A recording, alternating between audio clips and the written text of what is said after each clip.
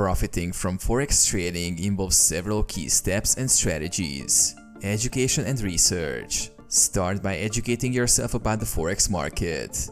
Understand how currency pairs work, learn about fundamental and technical analysis, and familiarize yourself with trading platforms and tools. Choose a reliable broker. Select a reputable Forex broker that offers competitive spreads, robust trading platforms, and reliable customer service. Ensure the broker is regulated by a recognized financial authority. Develop a trading strategy.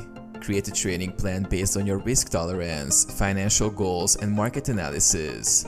Popular strategies include trend following, range trading, and breakout trading. Practice with a demo account. Use a demo account to practice trading without risking real money.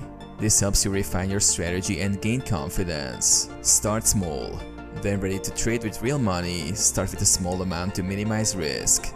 Use leverage cautiously and never risk more than you can afford to lose. Use risk management tools. Employ risk management techniques like stop-loss orders and take-profit orders to protect your investments and lock in profits. Monitor the market.